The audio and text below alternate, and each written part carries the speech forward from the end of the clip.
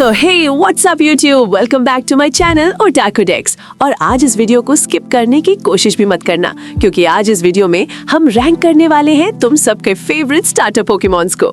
Pokemon world में starters सिर्फ Pokemon नहीं होते, ये होते हैं एक ऐसी इन्वेस्टमेंट जो अगर सही से की जाए तो वो आपको बैजेस से लेके टूर्नामेंट्स तक जिता सकते हैं। और इसीलिए आज हम रैंक करने वाले हैं सिर्फ 10 स्टार्टर पोकेमॉन को फ्रॉम वर्स्ट टू बेस्ट, सिर्फ उनके पावर, इम्पैक्ट और ऑरा के बेस पे, क्योंकि नंबर 1 पे जो है उसको देख के आप सबको आग लगने वाली है। तो चलो स्टार्ट करते हैं आज की इस बैंगर वीडियो को। लिस्ट के बिल्कुल लास्ट पे है चिकोरिटा। हाँ, जानती हूँ इसके आशिक बहुत है, लेकिन सिर्फ क्यूट होने से बैटल नहीं जीती जाती। ये पोकेमॉन सिर्फ सपोर्ट रोल के लिए बनी थी और पोकेमॉन बैटल्स में इसने हर जगह हगा ही है और इसके अलावा कुछ नहीं किया। एनिमे में चिकोरिटा ज्यादातर बैकग्राउंड डेकोरेशन या इमोशनल पोकेमॉन लवर ही बन के रह गई, इसीलिए चिकोरिटा रैंक करती है 10 नंबर पे। और मुझे पता है इस पॉइंट से कोई भी बंदा मुझसे डिसएग्री नहीं करेगा। एंड नंबर 9 पे आता है टेपिग। ये फायर स्टार्टर होकर भी ये पोकेमॉन कभी अपने अंदर से आग नहीं निकाल पाया। टेपिक का सबसे बड़ा इशू है ऑकवर्ड डेवोल्यूशन और स्लो परफॉर्मेंस। फाइनल फॉर्म में आके ये थोड़ा पावरफुल हो जाता है, लेकिन तब तक ओपोनेंट ऑलरेडी मैच कंट्रोल कर चुका होता है। इसकी स्पीड लो है, मूव्स बहुत ज्यादा प्रेडिक्टेबल है और बैटल में प्रेशर क्रिएट करना तो छोड़ो, ये खुद पूरे प्रेशर से हक देता है। ये पोकेमॉन बुरा नहीं है, लेकिन कोई बीस्ट भी नहीं है और पोकेमॉन वर्ल्ड में फॉरगेटेबल होना क्राइम है, क्राइम। इसलिए टेपिक रैंक करता है नंबर 9 पे। नाउ नंबर 8 पे है ओशावॉट। ये पोकेमॉन क्यूट है, फनी है, लेकिन बैटल के टाइम थोड़ा कंफ्यूज रहता है। एनिमे में ओशावॉट का रोल ज्यादातर कॉमिक रिलीफ का ही रह गया है, बट फाइनल एवोल्यूशन के बाद ये थोड़ा रिस्पेक्टेबल फाइटर बन जाता है। मूव्स भी शार्प हो जाते हैं और डैमेज आउटपुट भी इम्प्रूव होता है। पर प्रॉब्लम ये है, ये पोकेमॉन कभी मैच का फ्लो चेंज नहीं करता। सेफ है, रिलायबल है, बट आप कभी इसे अपनी प्रायोरिटी लिस्ट में नहीं रख पाओगे, इसलिए ओशावॉट को मिलता है 8th स्पॉट। अब आता है वो पोकेमॉन जिसने पूरे फैंडम को अपना दीवाना बना रखा है। मैं बात कर रही हूँ बल्बासौर की। अगर नॉस्टैल्जिया साइड में रखे तो ये स्मार्ट पोकेमॉन है, स्टेटस मूव्स है, कंट्रोल है और स्ट्रेटजी, सब कुछ आता है इसे। और ये बैटलफील्ड कंट्रोल में बहुत अच्छा है। और ये पोकेमॉन काफी डेंजरस हो सकता था, पर इशू ये है इसकी रॉ पावर बहुत कम है, इसीलिए ये इसका सबसे वीक पॉइंट बन जाता है और ओवरऑल इसको रैंकिंग में नीचे ले आता है।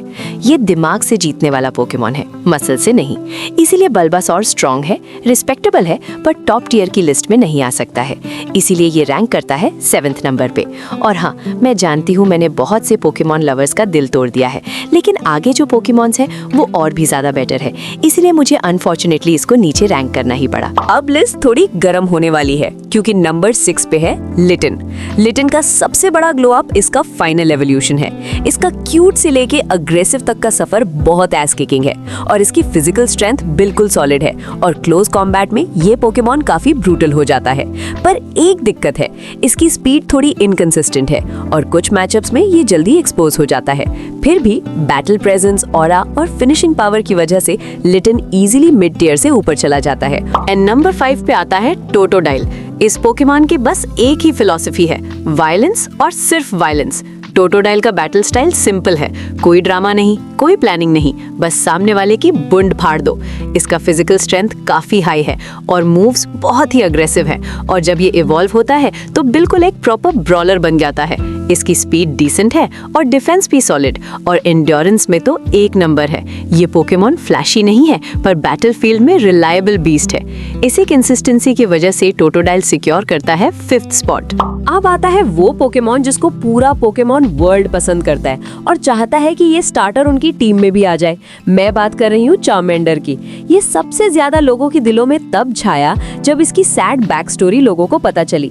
वैसे तो ये गुड टियर पोकेमॉन तो है ही, लेकिन सबसे ज्यादा लोग इसके लास्ट एवोल्यूशन चारिज़ार्ड के फॉर्म को सबसे ज्यादा पसंद करते हैं, क्योंकि इसकी पावर, स्पीड और एजिलिटी सबसे ज्यादा स्ट्रॉन्ग है।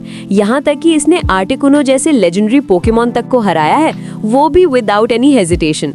इसीलिए मेरे हिसाब से चार्मेंडर रैंक करता है नंबर 4 पे।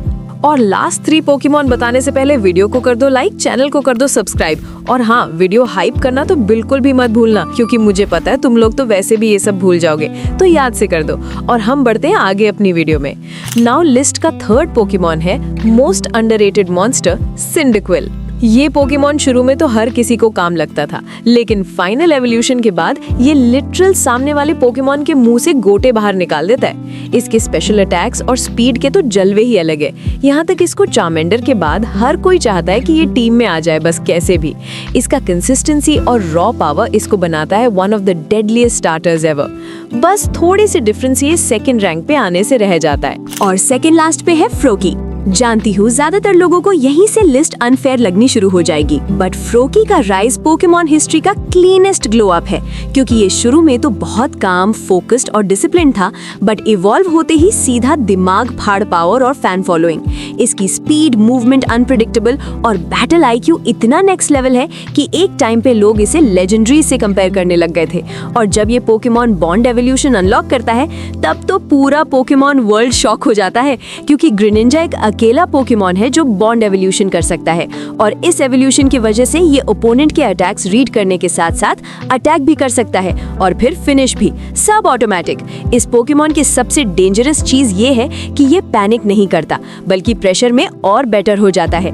लेकिन सिर्फ एक ही वजह से ये नंबर 1 स्पॉट पे नहीं आ पाया, क्योंकि नंबर 1 पे जो पोकेमॉन है उसका कमबैक पूरे पोकेमॉन हिस्ट्री का सबसे बैडएस कमबैक माना जाता है, इसीलिए फ्रोकी रैंक करता है नंबर 2 पे। और अब आता है फाइनली वो पोकेमॉन जिसके लिए मैंने इतना सस्पेंस क्रिएट करा जितना बोर्ड्स वाले करते हैं रिजल्ट अनाउंस करने से पहले। मैं बात कर रही हूँ चिमचार की। इसकी भी सेम चार्मेंडर के जैसे सैड बैक स्टोरी थी, बट इसमें रिवेंज भी था और पॉल गांडू की बकचोदी भी। जब से इसने अपनी ब्लेज एक्टिवेट करी उसी दिन से इसने अपने सामने किसी भी पोकेमॉन को टिकने नहीं दिया, जैसे तुम नहीं टिक पाते अपनी गर्लफ्रेंड के सामने। चिमचार का सबसे बड़ा वेपन है इसका नेवर गिव अप एटीट्यूड। ये एक परफेक्ट बैलेंस पोकेमॉन है हर एक क्राइटेरिया में, बट जिस दिन ये इन्फर्नेप में इवॉल्व हुआ और पॉल के इलेक्ट्रावायर की आगे से गीली और पीछे से पीली करी, उस दिन पूरा फैंडम दोनों आंखों से रोया था। इसीलिए चिमचार बनता है best starter of all time.